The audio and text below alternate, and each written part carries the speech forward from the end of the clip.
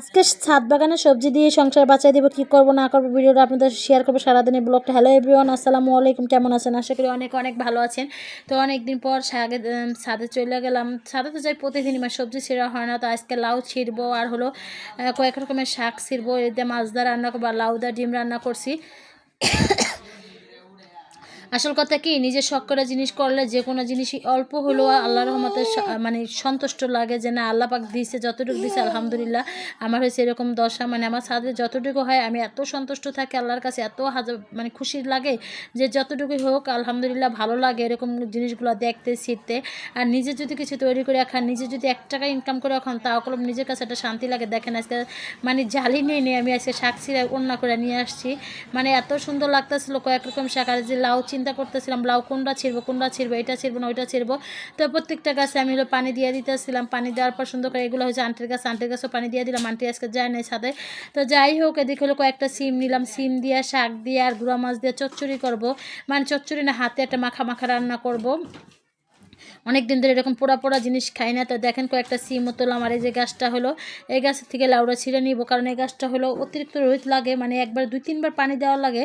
আর লাউটা যেন কেমন হয়ে গেছে। তো 3-4টা লাউ আছে, তো আমি একটা ছিঁড়ে নিব। একদিনে তো 3-4টা লাউ খাওয়া যায় না, একদিন 2 দিন পর হলো আবার আরেকটা নিব, আরেকদিন পর হলো আরেকটা নিব। তো যাই হোক, দেখেন এগুলো দেখলে কিরকম শান্তি লাগে আমার কাছে, কার কাছে কেমন লাগে জানি না, বাট আমার কাছে অনেক শান্তি লাগে।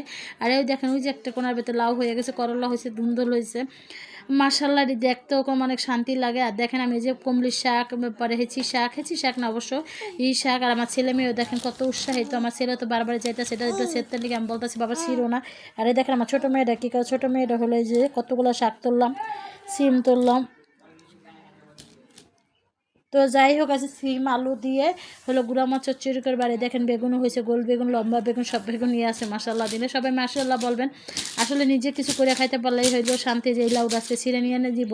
তো এই লাউ ছিঁড়ে শাক ছিললাম, লাউ ছিলাম, আর কয়েকটা দেখে গাছে মরিচ হয়ে গেছে, আগাদা কিসে জানি খেয়ে ফেলাইছে। আর কয়েকটা টবে একটা ধনিয়া পাতাও আছে, যেহেতু আমার ধনিয়া পাতা টপ শেষ, আবার লাগাই দিয়েছে, হয়ে যাবে ইনশাল্লাহ।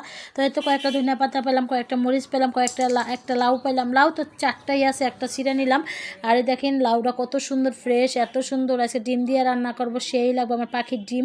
তো যাই হোক, এদিকে লাউ ছিলাম, শাক ছিলাম। তো দেখলেন সবাই এরকম ভিডিও কার কার ভালো লাগে অবশ্যই একটু কমেন্টে জানাবেন। আমার ছাদ বাগান থেকে যে কতগুলো ডিম জমছে পাখির ডিম, তার এই যে এইগুলো ডিম দিয়ে আজকে রান্না করবো। লাউ দিয়ে কয়েকটা ডিমে সিদ্ধ করে নিতে আছে কোয়েল পাখি সবগুলো, আর এইভাবে 4টা। আর হলো আমার জন্য ভাজা রান্না করবো। আর দেখেন ডিমে গায়ে হলুদ মাখাই দিলাম, মাখাই দেওয়ার পরে হলো ডিমের তরকারিটা বসাই দিলাম ওই যে গাছের লাউ দিয়ে। উফ কী যে মজা লাগছে আজকে লাউ তরকারিটা, আপনারা বিশ্বাস করবেন আমি তো খাওয়া দাওয়ার পরে ভিডিও করছি, মানে লাউটা তখন ফরমালি ছাড়া না একবারে গলে গেছে। আর এদিকে ওই যে ছাদ বাগানে শাক নিয়ে আসছি, ওই শাকের হলো মশলার কষা নিয়েছে, যে লাউগুলো দিয়ে দিলাম, লাউ আর ছোটো একটা আলু দিছিলাম যেন তরকারিটা আঠালো হয়। তো যাই হোক, এদিকে হলো ওটা কষাতে এদিকে চুলায় হলো মানে এই মশলাটা ভালো করে কষা নিয়েছে, যে গুঁড়া মাছটা এগুলো কষা নিলাম। গুঁড়া মাছ কষা হলো উঠাই নেওয়ার পর হলো শাক দিয়ে দিব।